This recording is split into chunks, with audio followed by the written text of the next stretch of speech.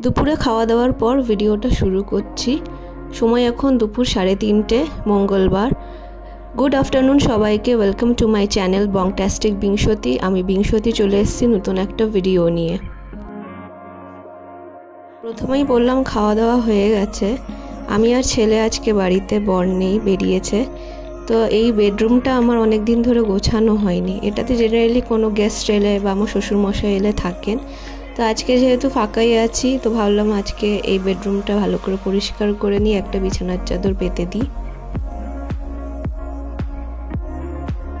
বেডের ওপর অনেক কিছুই ছিল, সেগুলো আমি সব সরিয়ে এক জায়গায় নিয়ে নিয়েছি। আর যা যা চাদর ছিল আর যা টুকটাক জিনিস ছিল আধোয়া, সেইগুলো সব একটা গামলায় আমি রেখে নিয়েছি।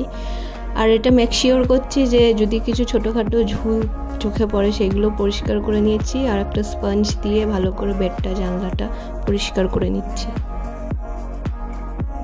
বাইরে ভালোই গরম হাওয়া দিচ্ছে। মেঘ করেছে যদিও, কিন্তু লাভ কিছু হবে বলে মনে হচ্ছে না।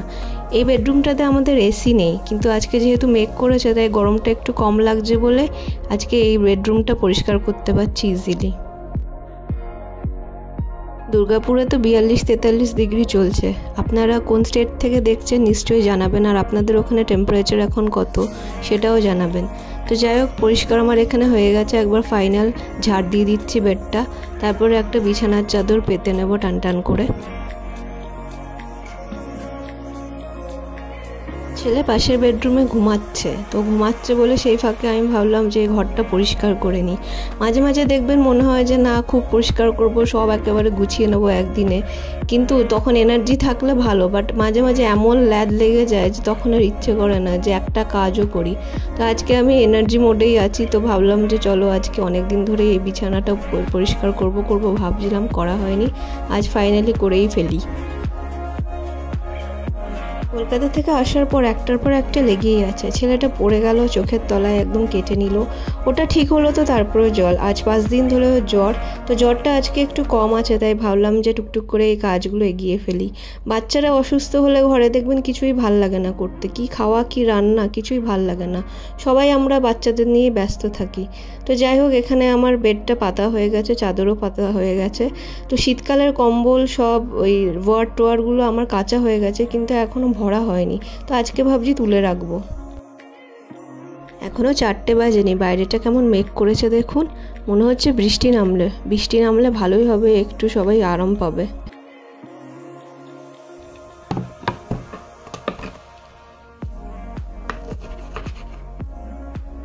মেঘ করলে কি হবে, গরম তো ভালোই আছে। ঘরে কোল্ড ড্রিঙ্কস আছে, তো ভাবলাম একটা মশালা কোল্ড ড্রিঙ্কস বানিয়ে নিই। তো বেশি কিছু নেব না, এখানে লেবু, একটু নুন আর চাট মশলা আমি নিয়ে নেব। আর কোল্ড ড্রিঙ্কস আছে তো, আর বরফ। তো চলুন বানিয়ে নিই।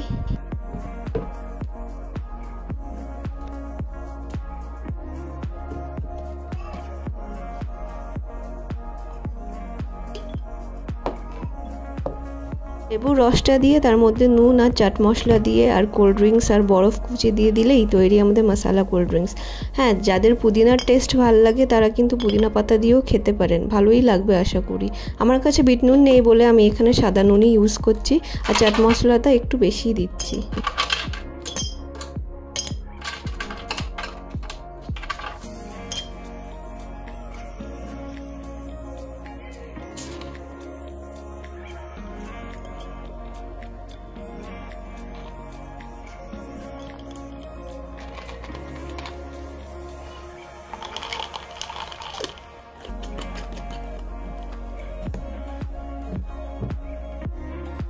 খেয়ে যেন প্রাণটা জুড়িয়ে গেল, বেশ রিফ্রেশিং। কিন্তু সময় এখন 4:05। আজকে আমি কয়েকটা জিনিস আনিয়েছিলাম অনলাইনে। দুর্গাপুরে তো ব্লিঙ্কিট এইসব নেই, তো আমি আনিয়েছিলাম অ্যামাজন থেকেই। তো অ্যামাজন থেকে আজ সকালে দিয়ে দিয়েছে ঘরের কিছু জিনিসপত্র, পোহা, ছোলা, একটা হারপিক আর ওডোনিল, আর একটা ফ্যাব্রিক কন্ডিশনার আনিয়েছি। আমি জেনারেলি কমফর্টই ইউজ করতাম এতদিন, তো এটা দেখলাম নতুন একটা, তো ভাবলাম চলো ট্রাই করা যাক কীরকম। কোভিডের পর এমন অভ্যেস হয়ে গেছে না, কোনো ডেলিভারি এলে আমি খানিকক্ষণ বাইরেই রেখে দিই, দিয়ে তারপরে স্যানিটাইজার স্প্রে মেরে নিই। তো যেহেতু সকালে দিয়ে গেছে, অনেকক্ষণ হয়ে গেছে, এবার এগুলো ভেতরে ঢুকিয়ে নিয়েছি। এই যে এতগুলো জামা কাপড় জড়ো হয়েছে, বেডশিট জামা সব রয়েছে, তো ভাবলাম আজকে কেচেই নিই আর তারপরে এই নতুন ফ্যাব্রিক কন্ডিশনারটাও ইউজ করা হয়ে যাবে। তো মেশিনে আমি সব জামা কাপড়গুলো দিয়ে দিচ্ছি একটার পর একটা।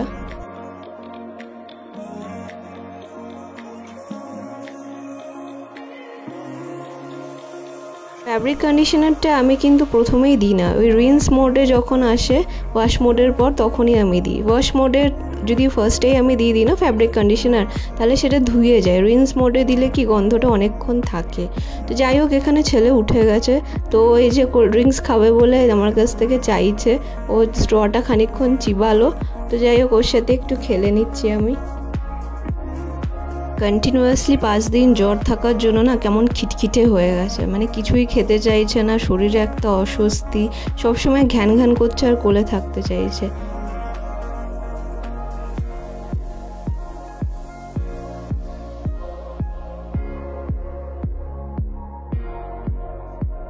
চলুন, কোল্ড ড্রিঙ্কস আমার খাওয়া হয়ে গেছে, এবার ছেলের ফিডিংস বোতলগুলো আমি ধুয়ে নিই। তো এখানে 1 গামলা জল ফুটাতে দিয়েছি।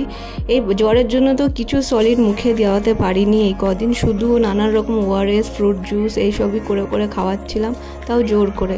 তো যাই হোক, বোতলগুলো ধোয়া হয়নি, তো আজকে ভাবছি ভালো করে ধুয়ে ফুটিয়ে নিই।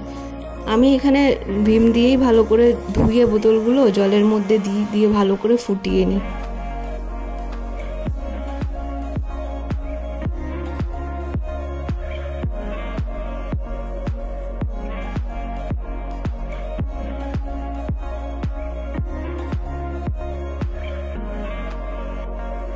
প্লাস্টিকের নতুন বোতলগুলো কিনে এনেছিলাম, সকালে গরম জল দিয়ে আর লিকুইড সোপ দিয়ে ভালো করে ধুয়ে রোদে শুকাতে দিয়েছিলাম। তো শুকিয়ে গেছে এগুলো, এখন সব ঢাকনা লাগিয়ে নিচ্ছি। আর এই ডাব্বাগুলো বেশ কাজে লাগে। ধরুন একটু সুজির কাটা রয়েছে, খানিকটা সুজি হয়তো প্যাকেটে রয়ে গেল, তো সেইগুলো ভরে ভরে রাখার জন্য এরকম 6টা সেট আমি কিনে নিয়ে এসেছি। তো আজকে যে পার্সেলটা এসছে, এই ছোলাটা চলুন এর মধ্যে ঢেলে নিই, আর এই পোহাটাও এর মধ্যে ঢেলে নেবো।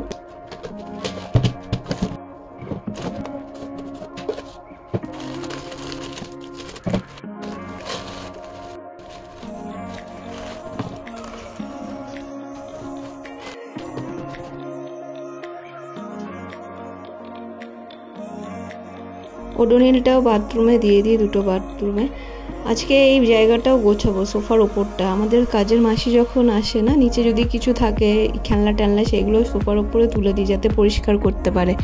ও তো পরিষ্কার করে চলে যায়, কিন্তু এগুলো আমার আর নামানো হয় না। তো ভাবলাম যে এগুলো আজকে নামিয়ে নিই, ভালো করে সোফাটা একদম পরিষ্কার করে নিই। তো সেটাই করছি এখানে। যে ছোট টাট্টু ঘোড়াটা দেখছেন না, ওটা ছেলে অন্নপ্রাশনে পেয়েছিল। তো অন্নপ্রাশন তো হয়ে গেল 1 বছর। তো এই ঘোড়াটা আমরা কলকাতা থেকে নিয়ে চলে এসেছি, এটার উপরেও চেপে খানিকক্ষণ খেলে।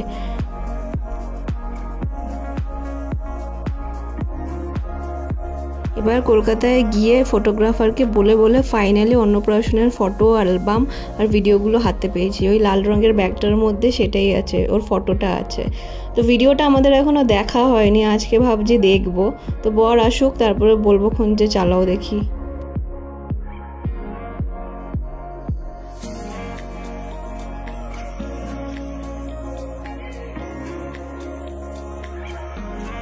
চলুন, এখানে আমার ভালো করে ঝেড়ে নেওয়া হয়ে গেছে সোফাটা, আর এই অ্যালবামটা ভেতর দিকে রেখে দিয়ে আসি। যেহেতু ঝেড়ে নিয়েছি, নিচটাও নোংরা হয়ে গেছে। ছেলে আমার মাঝে মধ্যে এখানে হামাগুড়ি দেয় বা বসে খেলে, তো কিছু নোংরা থাকলে মুখে দেওয়ার সম্ভাবনা থাকে। আর আমাদের ফ্ল্যাটটা এমন জায়গায় না, দুর্গাপুর স্টিল প্ল্যান্টের একদম কাছে। তো সকালে যদি ঘর মোছা হয়, বিকালবেলায় কালো একদম ডাস্ট পড়ে থাকে মেঝেতে। তো আমার এটা অভ্যেস আছে যে বিকালবেলাতেও আমি একবার ক্লিনিং করে নিই, মপিং করে নিই, যাতে কোনো রকম নোংরা না থাকে। বাচ্চার ঘর তো একটু পরিষ্কার রাখতেই হয়, তো তাই জন্য এখানটা আমি মুছে নিচ্ছি।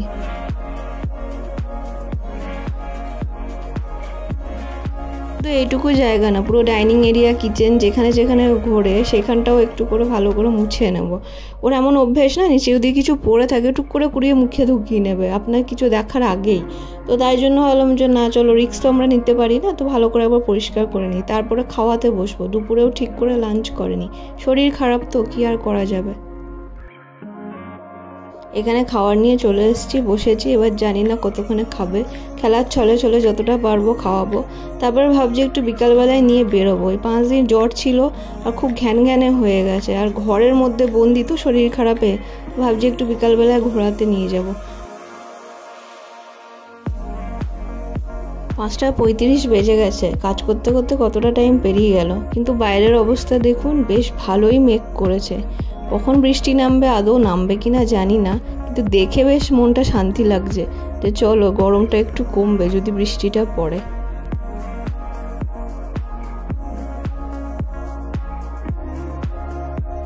খাওয়া হয়ে গেছে আর প্রায় 6টা বাজতে চলো, তো ভাবলাম ওকে একবার নিয়ে বেরোই।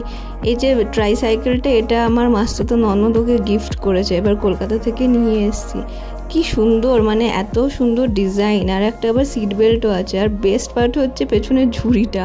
তো যাই হোক, ওর একটা জলের বোতল আর রুমাল নিয়ে আমি অ্যাপার্টমেন্টের নিচেই চলে এসেছি, একটু ঘোরাচ্ছি ওকে। 2-3টে রাউন্ড মেরেই আমরা ভেতরে ঢুকে যাব।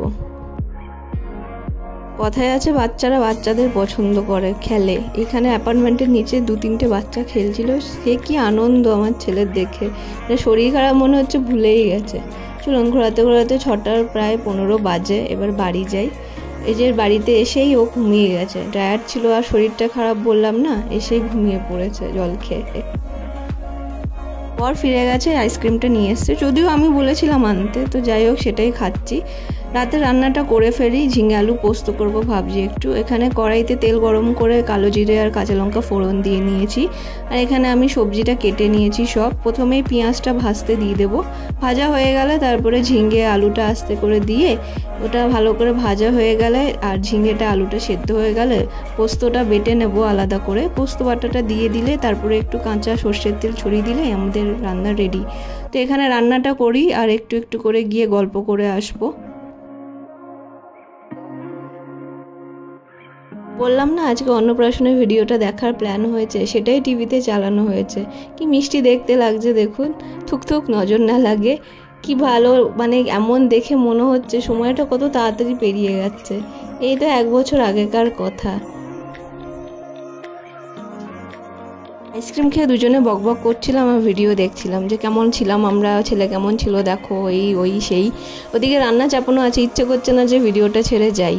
পোস্ত বাটাটা দেওয়া হয়ে গেছে আর একটু জলও দিয়েছি, তো জলটা ভালো করে টেনে গেলে আমি খাবারটা নামিয়ে নেব। ভিডিওটা দেখি আমি। আজকের ভিডিওটা এইটুকুই রাখছি। কেমন লাগলো আজকের ব্লগটা অবশ্যই জানাবেন। ভালো লাগলে একটা লাইক করবেন, চ্যানেলটাকে সাবস্ক্রাইব করবেন আর একটা কমেন্ট ছেড়ে যাবেন। সবাই ভালো থাকবেন, সুস্থ থাকবেন। এই গরমে সবার যত্ন নেবেন, ছোটদের আর বয়স্কদের বিশেষ করে।